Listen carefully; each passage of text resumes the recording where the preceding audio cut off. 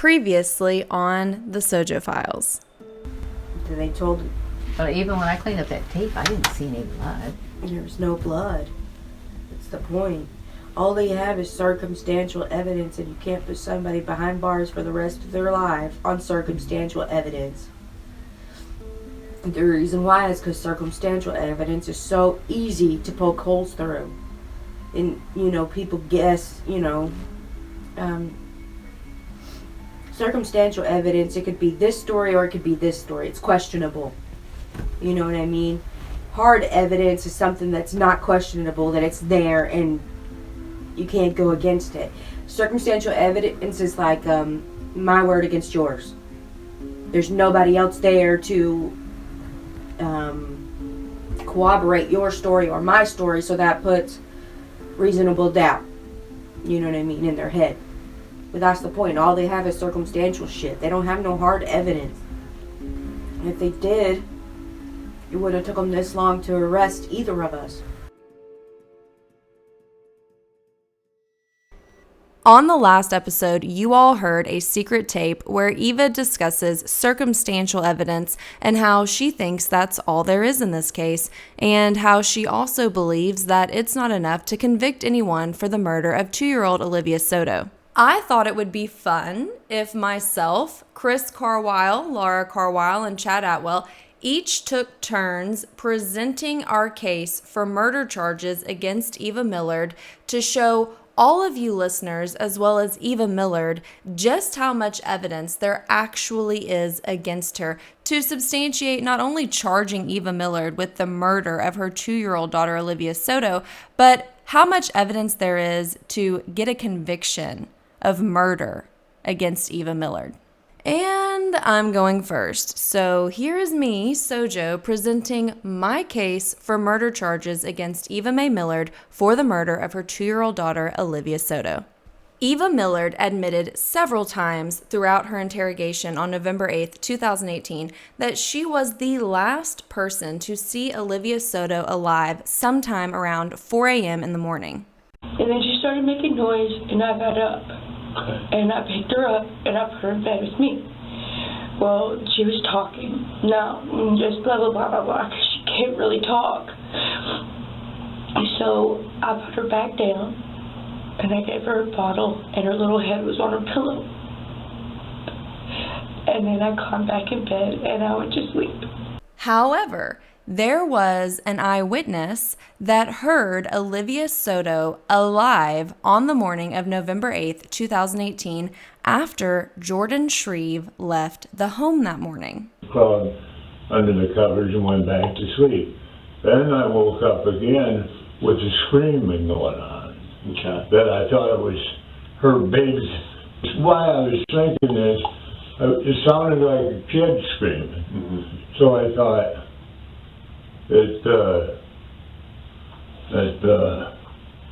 like I told you, that I thought she was babysitting or something. And that's when I come out and walked down the hallway and went out to the garage. Oh. Which again proves that not only was Olivia SoJo alive the morning of November 8th, 2018, after Jordan Shreve left the residence, but that she was alive in the custody and care of Eva Millard, the last person to see Olivia SoJo alive. Now, if you caught it, he also said, as I told you, implying that he had previously told them this statement before this second discussion with police, which is not recorded in any police reports, but I'm going to let that go for now and continue my case against Eva Millard. Eva Millard told officers several times throughout her interrogation on November 8th, 2018, that she was asleep all morning. I told you everything, and I was asleep, so how would I know anything else? The evidence, of course, completely contradicts this, as the phone records clearly show that Eva Millard was not only awake, but texting multiple people starting at 11:08 a.m. on the morning of November 8th, 2018. Not only did the phone records prove that Eva being asleep all morning was an outright lie, Eva herself admitted during her interrogation on November 8th, 2018 to the now Sheriff of Crawford County, Daniel Perry, that she was awake and texting not only Jordan but Jose the morning of November 8th. Who's the baby of Olivia. Yeah. Of the daddy of Olivia. Jose, I haven't even got a chance to call him. Have you talked to Jose lately? I talked to him yesterday. About what? Her being sick. Have you texted him since yesterday?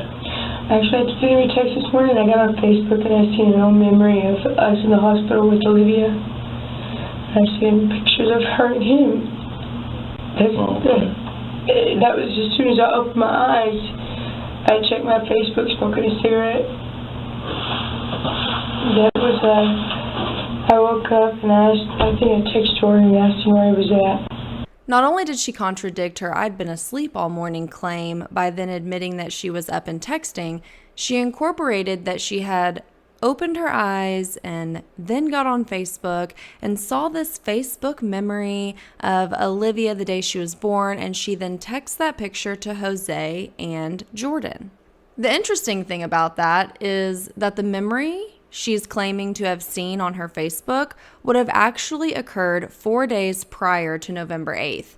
And phone records, as well as a Facebook subpoena, do not show her using Facebook nor saving a photo from Facebook onto her phone the morning of November 8th. This, of course, then begs the question of why Eva was thinking about that particular picture of Olivia SoJo the morning that she was born.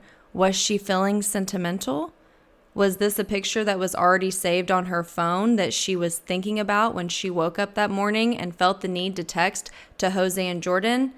I guess she was feeling sentimental and was going through her phone looking for that image to send to Jose and Jordan for whatever reason, because phone records and Facebook records clearly show that on the morning of November 8th, 2018, she did not have that memory on Facebook and she did not save that photo from a memory on Facebook to her actual phone.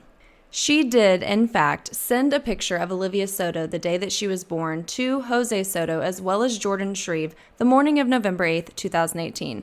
But her version of events that she saw this memory on Facebook and as a result of that saved the image and texted it to Jose and Jordan is, of course, a complete and total lie.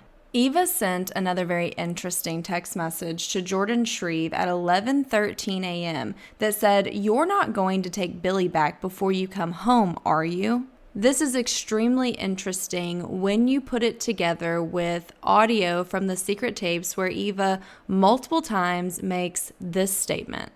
It kind of, it really messes with me because in that moment, I didn't necessarily know. A part of me was like, she's okay. A part of me was like, no, she's not. But she wasn't okay. And I still V-lined for the bathroom like it was no thing. Messed with my head. Mm-hmm. I always felt guilty. Like, even though I kind of knew something was wrong, I still V-lined toward that pill. That's what I was telling you. The reason this is so compelling is because we know when Jordan got back to the house, he went straight to the bathroom to give Eva the pills that she so desperately wanted. And as she just stated, she knew something was wrong with Olivia before she ever met Jordan in the bathroom that morning. One could reasonably conclude that that would suggest that Eva Millard knew something was wrong with Olivia SoJo before she ever texted Jordan Shreve that morning at 11:13 a.m. to come home with her pills before taking his friend home, because she wanted a pill before having to deal with the death of her daughter. It would also make her persistent text to come home with her drugs before taking his friend home make more sense. I understand that she wanted to get her drugs as fast as possible. That part makes complete sense. However, it made no sense for him to come home before taking his friend home. He was closer at the location that he was at to his friend's house than his house, and it was only going to make him drive more to come home first before then leaving again to take his friend home, which would make one consider the possibility that perhaps she wanted him and was so persistent about him coming home before taking his friend home so that she could not only get her drugs faster, but so that there would be additional eyes to witness her quote-unquote discovery of Olivia SoJo. It would have only been an additional 10 to 15 minute wait if she had not been so persistent that Jordan come home first and bring her drugs before taking Billy home. Therefore, it cannot go understated that there is clearly a motive and intent for self-benefit in her being so persistent that Jordan bring her drugs first and bring her the drugs with additional bodies still with him that she knew would be witnesses to what was to come next. It is clear, in my opinion, that this is the moment that Jordan Shreve was starting to be set up to take the fall for the murder of Olivia SoJo. Something that even Eva Millard herself said in a secret tape. Now I wish he wouldn't have came home first. Because then I'd have got up and I'd have done it myself and he wouldn't have, came home and left.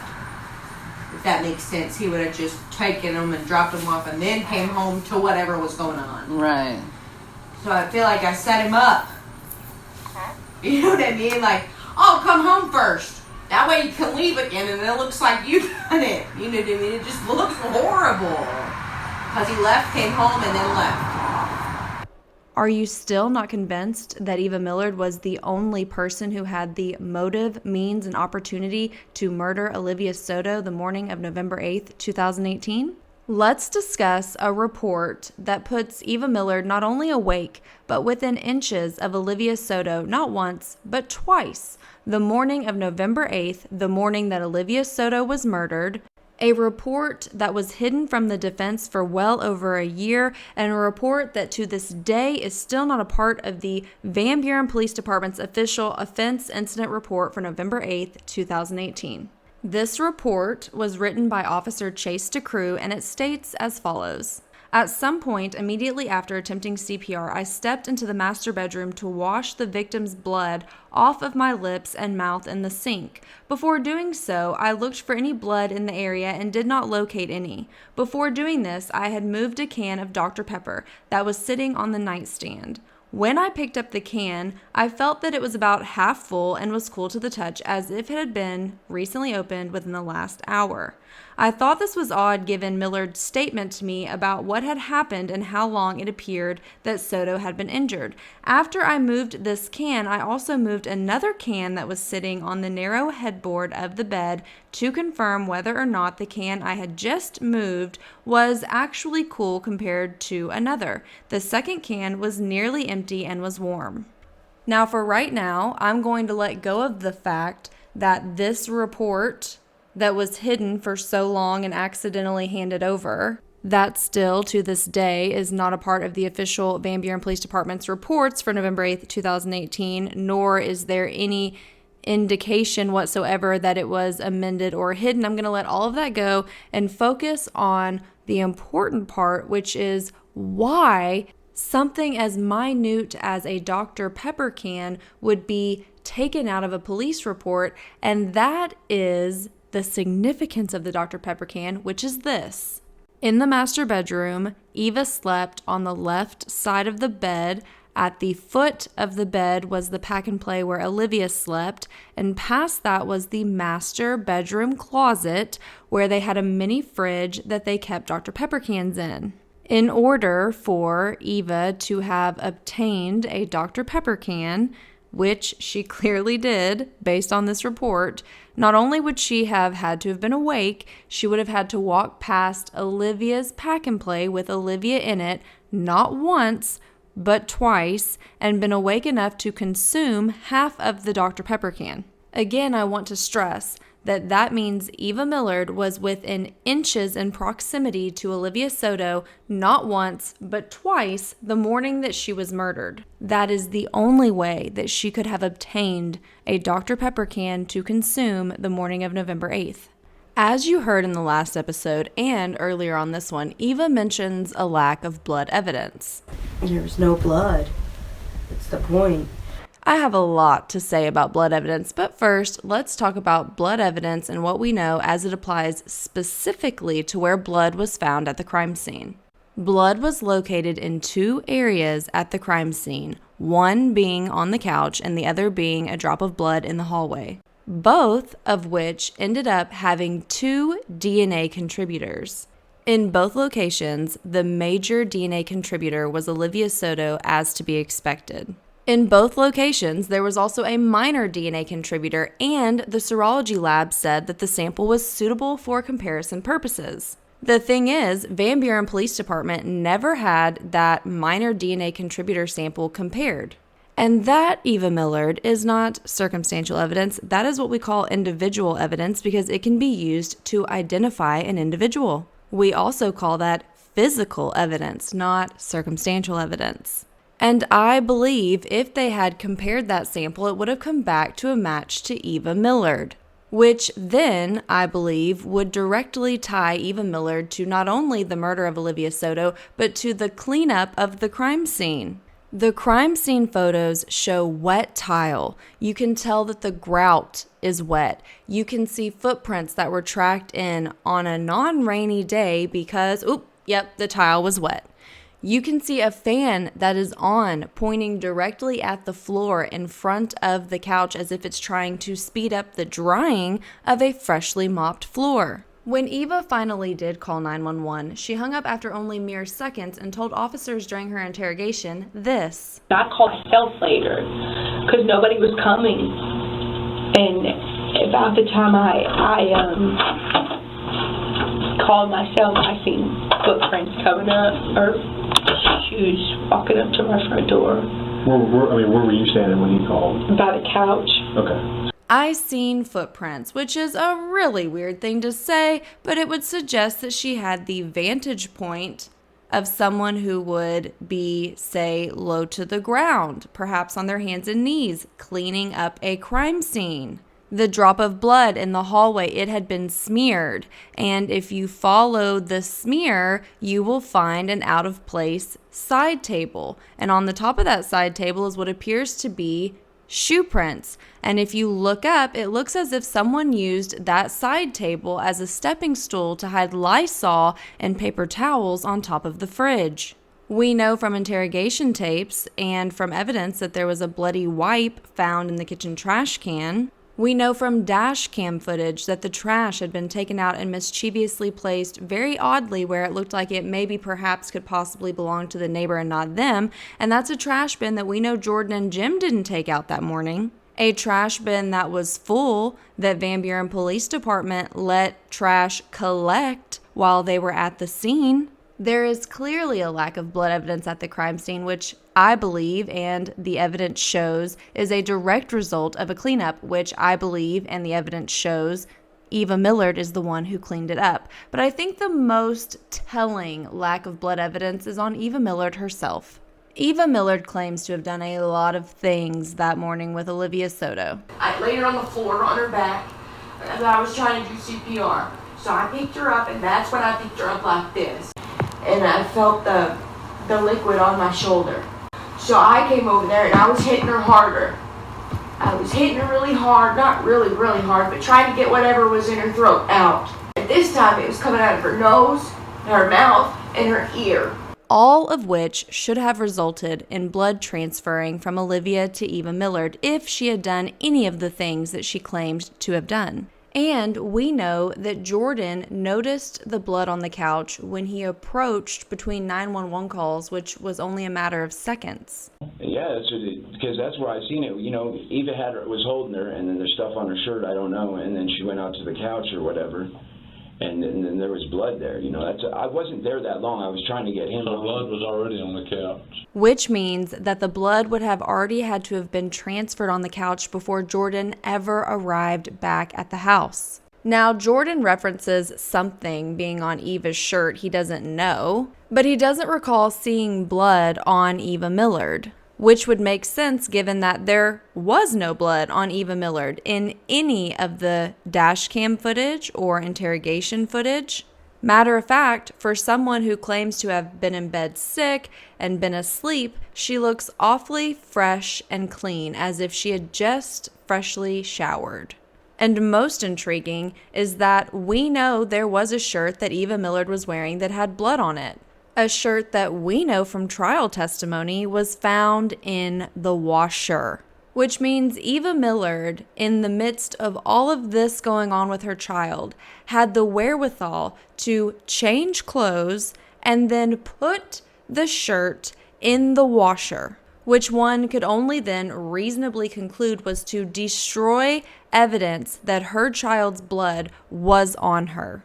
I cannot think of a single person who would be worried about having bodily fluid on their clothes in the midst of this situation and trying to save their child's life, which could then only lead one to reasonably conclude that she was so cognitively aware of her daughter's blood on her because it was there for nefarious reasons that she wanted to not only hide by changing clothes, but to destroy by putting it in the washer.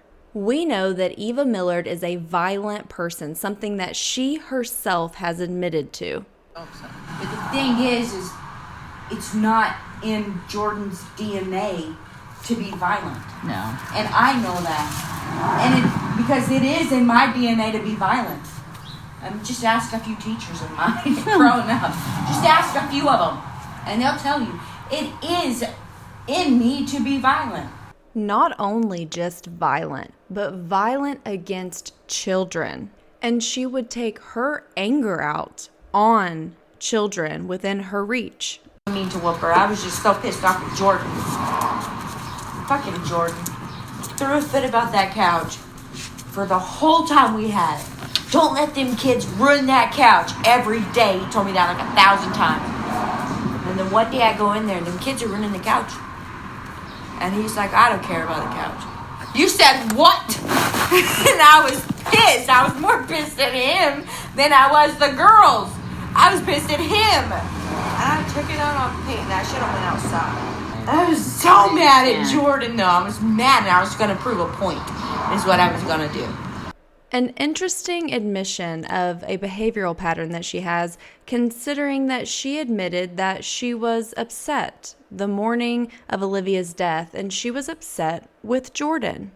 Just saying, though, she wasn't whining or nothing, but Jordan, he wasn't mad. He just said, do I need to go to the other room because I'm tired? And I was like, no, we will, because I thought he was mad at me for having her in bed. So what I done was I laid Olivia on her pillow. I'll never forget it because it was the last moment I had with her. I laid her on her pillow. She looked up at me. She was happy. She didn't cry. And her bottle was half empty. So I went and I filled up her bottle and I put her blanket on her and tucked her in and I kissed her on the forehead and turned out the light and crawled back in bed with Jordan. And then I was a little upset and I was like crying. I don't know what it was. I don't know if it was just hormones or whatever, but I thought he was mad at me. And he said, why are you crying? And I was like, because I think you're mad at me. And then I told him why, and he's like, no, babe. He's like, I was just tired. And then he put his arm around me, and I fell asleep. The allegations of alleged abuse perpetrated by Eva Millard against her children wasn't just one that was said behind the scenes. It's actually something that had been documented to authorities. There is a document that keeps up with all of the child fatalities that occur in the state of Arkansas. Olivia Soto's name is, of course, on this document, and there is a section that is titled DHS Involvement. And next to Olivia Soto's name, underneath the DHS Involvement category, they listed it as history, which speaks for itself and needs no further explanation. Additionally, we know there was also DHS involvement with her first child, according to the one who has custody of Eva Millard's first child. Since the day that Eva's first child was born, we have always had red flags. But the older she got, there was major red flags that initiated us taking her to the doctor and getting DHS involved. But Eva moved through the night so that DHS couldn't talk to her, and maybe if they would have followed up and taken things more serious, Olivia would still be alive today. The condition of Olivia SoJo's body in crime scene photos, which, let me remind you, were not taken until 4:08 in the afternoon according to the EXIF data on the images, which is almost 4 hours after first responders arrived on scene that day, quite clearly show that Olivia SoJo could not have been dead more than a few hours. It takes a few hours for lividity to become visually apparent to the human eye. In the crime scene photos that feature Olivia SoJo's body, again, which were not taken until 4:08 in the afternoon, show that lividity was just starting to set in on Olivia SoJo's back, nowhere else. The same goes for rigor mortis, and Van Buren police officer Chase DeCrew, in his police reports, clearly indicates a lot of things that he did or claims to have done to Olivia SoJo, which, had there been rigor mortis at all setting in on this child, he absolutely would not have done. In the crime scene photos that feature Olivia SoJo's body, again taken at 4:08 in the afternoon, they are photographed moving her around and moving her limbs, which again is something that could not be done if she had been fully set in rigor mortis. It is quite obvious that she was not, and any medical professional who looks at the pictures is going to agree. Eva Millard also showed an unusual amount of interest in the alleged core body temp of Olivia SoJo. A core body temp image that is shown to her by Daniel Perry during the interrogation tapes, but I would also like to remind everyone that this alleged core body temp photo does not exist anywhere in evidence.